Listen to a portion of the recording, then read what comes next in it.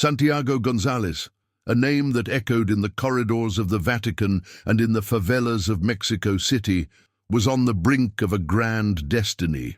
His rise was meteoric, guided by an unwavering faith and a sharp intellect that made him a theologian and diplomat like no other. However, behind the impeccable cassock and the serene smile, there was the shadow of an ordinary man, a man who had grown up amidst the dust and oppressive heat of the suburbs, who knew misery and violence up close. This humble origin, instead of staining him, humanized him, making him a symbol of hope for millions. The prayers he offered were not just memorized words, but whispers from a heart that had witnessed pain and despair. He was the link between holiness and human suffering, a bridge connecting heaven and earth, and this duality was both his greatest strength and his future ruin. The Church, in its millennial wisdom, saw him as the future, the first Latin American pope. His faith, forged in the fire of the streets, was the pillar that kept him standing. He did not preach from an unattainable pulpit, but with the choked voice of one who has felt the pain of loss and the indignation of injustice.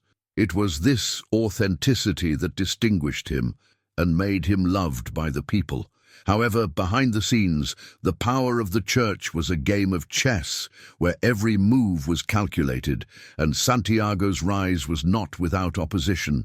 There were those who saw his popularity as a threat, his humility as a weakness. May his path and his story serve as an inspiration for us to fight for what we believe in. I continue to fight to share stories like this, and if you feel the same passion, help build this channel.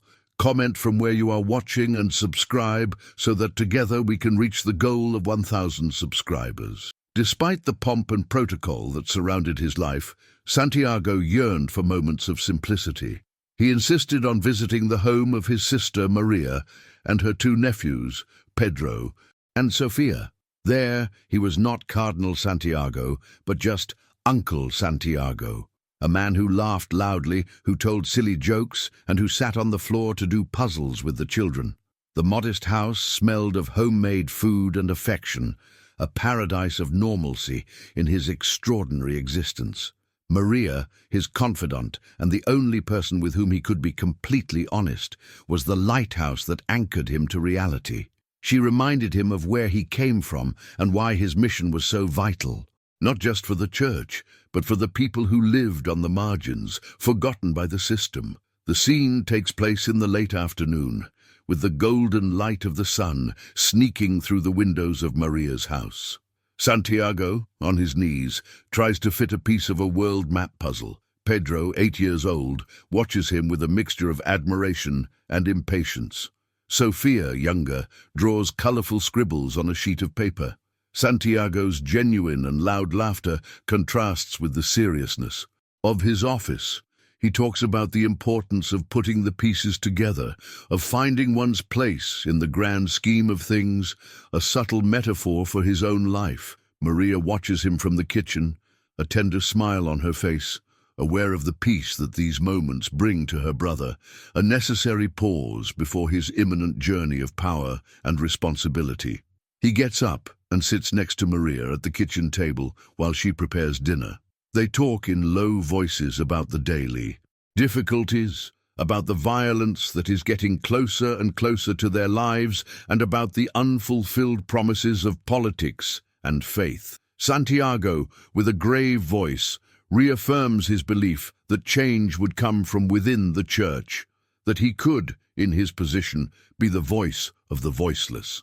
Maria, although skeptical, believes in him. The trust between them is palpable, a complicity built over years of struggle and overcoming. It is in this moment of intimacy that we see Santiago's vulnerability, his humanity, his real and deep concern for the safety and well-being of those he loves. Santiago's routine is a tapestry of contrasts.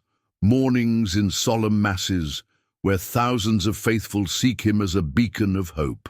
Afternoons in diplomatic meetings, where politics and faith mingle in a dangerous game of power. and nights in the darkness of his office, where he deals with the bureaucracy, corruption, and dark secrets of a millennial institution. The duality of Santiago's life slowly consumes him, but he stands firm, believing in his mission. He remembers his grandmother's words, "The greatest sin is not doubt, but omission." These words echo in his mind, strengthening his determination to fight for a better world, even if the system forces him to act in a contrary manner. Night falls, and Santiago leaves Maria's house. As he says goodbye, he hugs Maria with a strength that transcends simple fraternal affection, a hug that seems like a silent promise of protection. He kisses the foreheads of his nephews, who are already sleeping on the sofa, oblivious to the shadow that hangs over the city. The distant sound of sirens and the glare of headlights on the dark streets are the only signs of a dangerous reality that he is desperately trying to keep away from his family. He questions himself in silence whether his faith and his position would be enough to protect them from the evils of the world, a doubt that gnawed at his soul from within. It is a moment of vulnerability, of a man of power who feels helpless in the face of forces he barely understands.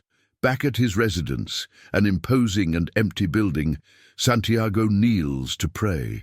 The candlelight illuminates his aged face, revealing the lines of worry and the weight of the world on his shoulders. The words of the prayer become a mere echo, for his mind is on Maria and the children. He feels like a warrior without weapons, a shepherd without a flock. The faith that guided him throughout his life seemed to drain away amidst so much corruption. He begs God for strength, for courage to face what is to come, but the only answer is silence. The solitude and isolation of power become a prison, a place where his faith is tested to the limit and where his journey of revenge is about to begin.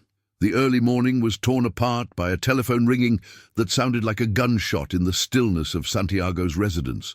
The voice on the other end, trembling and hurried, could barely form the words, but the panic was unmistakable. A kidnapping, Maria's family. Santiago's breath caught in his throat, a cutting chill rising up his spine. The faith that enveloped him like a protective cloak unraveled in an instant, revealing the harshness of fear. He ran, hastily putting on his cassock, a piece of clothing that once symbolized his holiness, but which now seemed like a disguise, a heavy burden. The sirens in the distance seemed to mock him, announcing a tragedy he felt in his bones, a dark premonition that threw him back to the cruel reality he was trying to combat with prayers and sermons. The city seemed to swallow him with its darkness and indifference. Upon arriving at the scene, the sight seemed to have been torn from a nightmare. The house, once a sanctuary of affection, was now surrounded by police tape flashing under the blue and red lights of the patrol cars. The air was heavy with the smell of gunpowder and despair. A policeman with a bored voice tried to stop him from approaching, but the determination in Santiago's gaze was greater than any protocol. He passed the barrier, and the sight of the inside of the house, ransacked, destroyed, was an overwhelming blow. Shards of glass, broken furniture, and, in the center of the room, the brutal evidence of a crime that seemed to have consumed all light and hope. The crime scene was a profanation of his family's memory, an insult to the innocence of those who lived there, and a mirror of the human evil he had underestimated. Amidst the rubble, Santiago found what he feared. The bodies of his sister Maria and his nephews Pedro and Sofia lay silently like broken dolls. There were no tears, just a hollow void that settled in his chest. The sacred cassock he wore now seemed like a shroud. The faith that had kept him standing all his life collapsed in an avalanche of pain and disbelief. He knelt, not to pray, but to feel the cold, desecrated earth, to touch what remained of his family. The silence that surrounded him was not divine. It was the echo of an existential void, proof that prayers had been in vain, that his faith, however pure it might be, could not protect those he loved most. The silent promise of protection he had made to Maria the night before was torn to shreds. The horror of the scene was compounded by the inaction of the authorities. Detective Miguel Torres, with a tired look, just shook his head, saying that these things happen. The system's lack of interest and impotence were revealed in their cruelest form, suggesting that there would be no justice, that the murderers would go unpunished. In a side corridor, Santiago heard fragments of a conversation that chilled his blood. References to El Diablo and an order from above to cover up the case. It dawned on him.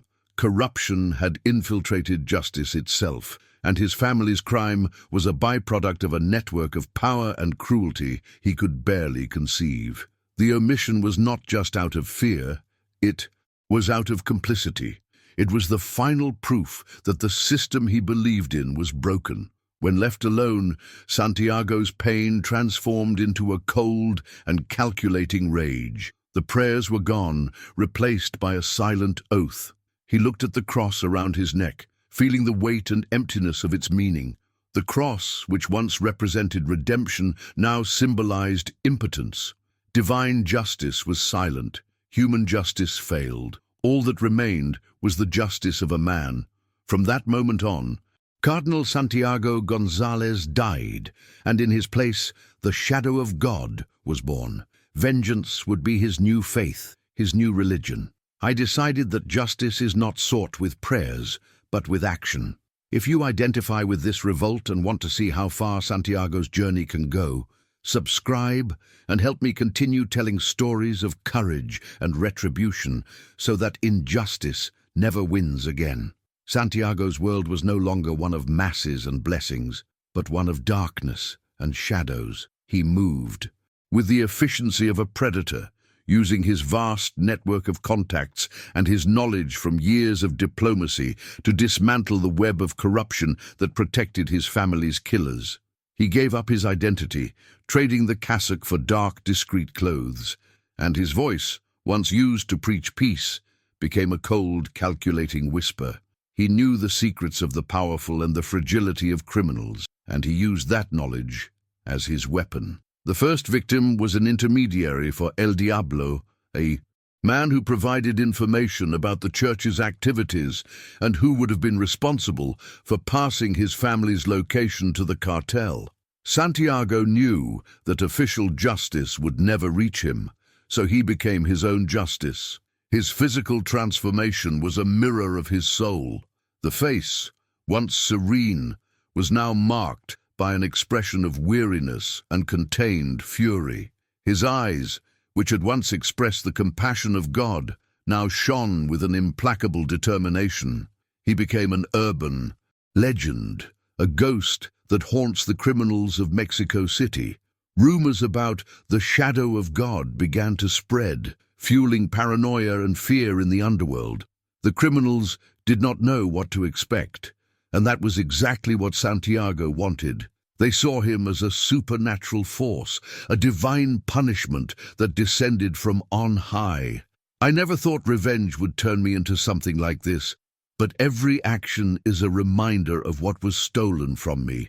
If this story is moving you, subscribe so I can continue sharing stories of struggle and overcoming like this one. Santiago's first target was a former seminarian who had become a right-hand man for the cartel, known for his cruelty.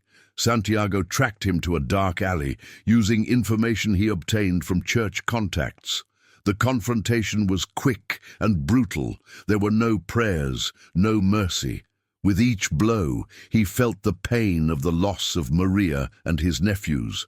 It was a raw, visceral revenge without the false promise of redemption. The DE criminal, who did not see Santiago as a threat, laughed at his disguise, but the laughter died in his throat when the former cardinal revealed his true face. Santiago's knowledge of human weaknesses was a weapon as lethal as any revolver. He knew how to break a man without needing explicit violence, just with the power of words and truth. After securing the location of El Diablo from the former seminarian, Santiago became a machine of vengeance. One by one, those responsible for his family's death fell. He did not kill for pleasure, but with a cold and distant efficiency, as if he were fulfilling a sacred obligation. With each life he took, the weight of his actions became heavier, but the desire for revenge was greater than the guilt. He knew he was becoming a reflection of the evil he fought, but he didn't care. Justice was blind, and revenge brutal. He was the manifestation of the divine punishment that the church refused to apply. The streets of Mexico City became his temple, and the blood of criminals his new sacred host. Meanwhile, Detective Miguel Torres, a skeptical and pragmatic man, watched in perplexity the series of murders that haunted the city. The crimes were brutal, but seemed to have an order, an internal logic. It was not the chaos of a rival gang, but the precision of a hunter.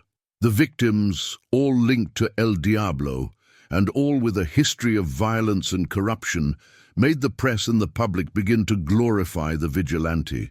Torres, however, saw the danger.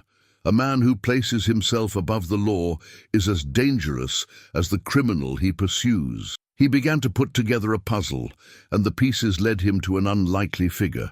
A missing cardinal, known for his righteousness and his friendship with the victim's family. Torres's hunt began to narrow. He found fragments of a torn cassock at one of the crime scenes, a silver cross with a Vatican engraving, and in a security recording, he glimpsed the silhouette of a man with the posture of one who is used to walking with his head held high. Torres's police instinct led him to deepen his investigation into Santiago's disappearance, a case that the church itself was trying to cover up. He visited the suburbs and the favelas, listening to the stories about the shadow of God and about the growing fear that was spreading. The detective felt drawn to the figure, intrigued by his motivation, but knew that, in the end, he was a criminal and had to be stopped. Santiago's next step was to confront the treacherous cardinal. The man was his mentor, his friend, the figure who had guided him in his rise. The betrayal was a deadly blow, but the revenge was greater. Santiago invaded the cardinal's residence in the middle of the night, confronting him with evidence of his complicity. The cardinal, scared, tried to justify his actions, claiming he was protecting the church from a scandal. His coldness and selfishness were the last straw for Santiago, who saw in his attitude the manifestation of everything he hated most. The corruption within the institution he swore to serve was the deepest wound of all, and the confrontation with the cardinal was the medicine. The confrontation was silent, but the tension was palpable. Santiago was not interested in killing him, only in humiliating him and exposing his hypocrisy to the world. He took the sacred book that was on the cardinal's table and threw it against the wall. The cardinal, with a choked voice, tried to defend himself, but Santiago, with a cold and cutting voice, told him that his betrayal was a sin greater than any other. The cardinal confessed that the plan was to kidnap Santiago's family, to force him to accept a lower position, to prevent his rise to the papacy. But things got out of control, and the cartel, instead of using the people as hostages, killed them out of pure cruelty. The confession was the final blow to Santiago's faith. He was no longer just a vigilante, but a herald of the truth. His mission was greater than revenge. It was a crusade against lies and hypocrisy. With each new step, he felt further away from who he was and closer to who he would become. He one day would be the representation of God on earth, but his revenge transformed him into something much darker. He knew he was losing his soul, but he couldn't stop. He was on a sacred mission, and revenge was his penance. I feel a kind of peace in this process, however dark it may seem. It's as if, with every step, I'm honoring the memory of my family. Thank you for accompanying me on this journey. Subscribe and help spread this story so that the truth is exposed. Santiago's hunt intensified. He invaded offices, stole files, and dismantled the cartel's network of extortion and corruption. With each new step, he was closer to El Diablo, but also closer to being caught by Torres. The cat-and-mouse game became dangerous and exhausting. He knew time was running out and that he needed to act quickly to finalize his revenge. His knowledge of the cartel's corruption networks was immense. He used the knowledge from his old profession to infiltrate places, using the passwords and information he knew. He was a true shadow that went unnoticed by everyone, and was only seen when he wanted to be. The tension between Santiago and Torres reached a boiling point when the detective found a hiding place of Santiago's, where he kept all the files about the conspiracy. Torres saw the map he had made of the corruption network and understood that the Vigilante was on a personal mission of revenge. He realized that Santiago was not just any criminal, but a man who was suffering. Torres's empathy was the first crack in his detective's armor. He was at a moral crossroads because he had to arrest Santiago, but at the same time, he understood his pain and his motivations. He felt drawn to Santiago's revenge. The big turning point in the story happened when Santiago discovered that Torres's brother, young aspiring journalist, had been murdered by El Diablo after trying to expose the corruption within the church. The revelation was a shock, as Santiago understood that he and Torres were on the same side, fighting for a more just world, but with different methods. He knew he needed to approach Torres so that they could unite and fight against the corruption network. Santiago's internal conflict became even more complex, as he was no longer a man alone in his revenge, but a leader in a war against evil. He realized that his mission was much bigger than he had imagined. Santiago, in a daring move, left a clue for Torres, knowing that the detective would follow him. The clue led to an abandoned church, a place that the former cardinal used as his office. When Torres arrived, he found a message from Santiago which said, "I know what you feel. I know who killed your brother, and I will help you get your revenge." The message was an invitation, a silent alliance between two men who were broken and who just wanted justice. Torres felt his heart beat faster because he was at a moral crossroads. The law said he had to arrest Santiago, but his pain and the desire for revenge pushed him to act differently. He sent a message back to Santiago which said, "I don't trust you, but I trust your pain." The message was a green light for Santiago, who knew he could count on the detective to fight by his side. The alliance was proof that justice could come from where you least expected. It and that good and evil could mix. The two men, in a secret meeting, joined forces to plan the final attack against El Diablo. Santiago provided the information about the cartel's location, and Torres, with the tactical knowledge of a police officer, drew up the attack plan. Their partnership was a demonstration that law and revenge could walk together for a time, for a common goal. The tension of the story's development reaches its climax when Santiago and Torres prepare for the attack. They invade El Diablo's base, but the drug lord was waiting for them. He knew Santiago would pursue him and was prepared for the battle. The shootout was brutal.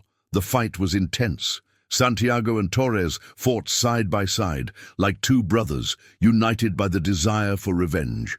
They were an unstoppable force, and the cartel, no matter how strong, could not fight against the union of two men who were determined to have their justice.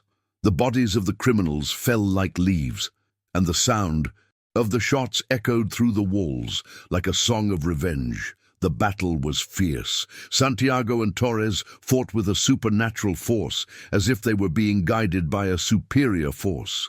Santiago's knowledge of the criminals' weaknesses was as important as Torres's skill in combat. They complemented each other, forming a perfect team, a union of law and revenge. El Diablo watched his network of power crumble before his eyes and knew there was no escape. His ambition and cruelty led him to underestimate the pain of a man who lost everything, and the irony was that his downfall would be caused by that same man.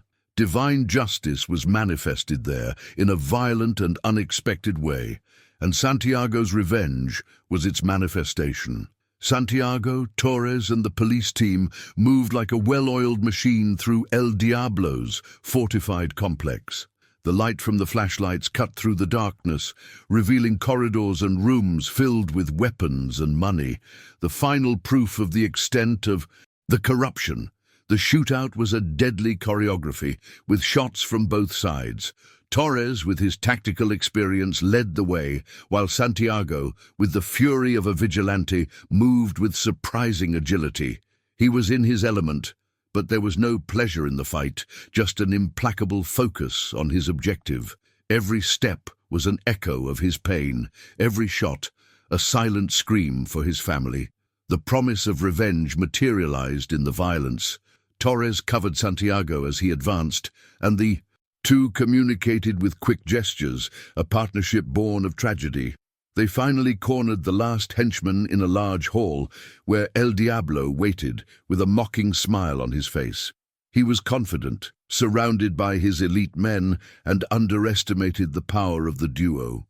The tension was cutting, and Santiago's fury was almost palpable. He looked at El Diablo with the hatred of 1,000 years, and the drug lord for the first time felt a shiver of fear. The presence of Santiago, once a man, of God, was now that of a monster, a creature of darkness. The silence that followed was more threatening than any noise. Torres made a quick move and shot one of El Diablo's men. The shots echoed, and the final battle began. It was a bloodbath, a dance of death, where every move was calculated and every shot was precise. The floor was covered with bodies, and the air was heavy with the smell of gunpowder and metal. Santiago moved with impressive agility, like a tiger, eliminating the last henchmen who were protecting El Diablo. He was one step away from his revenge, and his fury consumed him. He didn't care about his life. He just wanted justice. He didn't care what would happen to him, because his soul was already lost. He and Torres fought side by side like two demons until the last henchman fell. Silence was the only sound, and the sunlight entering through the broken windows illuminated the scene of horror. El Diablo was wounded, but still standing. He and Santiago were alone. The moment Santiago had waited for so long had finally arrived. He was one step away from his revenge, and his soul was at stake. He was no longer Cardinal Santiago, but the shadow of God. Revenge was his purpose, and he would do whatever it took to get his justice. His life was about to change forever. Santiago's destiny was in his hands. He remembered the laughter of his nephews, the voice of his sister, the promise he made to himself. He looked at Torres, who looked at him with the same pain, and understood. He could not become a monster. He could not give El Diablo the satisfaction of having turned a man of God into a murderer. His revenge would be his ruin. He could not be like El Diablo. He decided to surrender and let the justice of the law prevail. But he knew his soul was already stained. Revenge would not free him, but his surrender could, in some way, bring a kind of peace. He surrendered to Torres and the police, and the scene ended with his arrest. He was taken to prison, and the criminal world saw him as a hero, but the church saw him as a traitor. He lost everything, but he gained something that was more valuable, his soul. He became an example that justice can be done in a different way, but that revenge is not the path to peace. He is a man who lost everything, but who in the end found redemption. And I hope that Santiago's story has touched your heart. If it has, I ask you to subscribe to the channel and help me continue telling stories about the fight against injustice and the search for a better world. Let's fight together for more stories like this. The final scene of the film shows Santiago in a place of his choice, away from the public eye. The camera films him from a distance, and he has his back turned. He is in a calm place, perhaps in a forest or in a place in the countryside. He doesn't have the cassock, nor the dark clothes. He is in simple clothes, and he walks towards the sun on a path that has no end. The camera focuses on his silhouette, and he is just a man. The sound of sacred chants mixes with the sound of birds, and the film ends with the image of a man who lost everything, but who found his redemption on a journey of pain and revenge. His story is a reminder that hope is the only thing that can save us, even when the pain is stronger.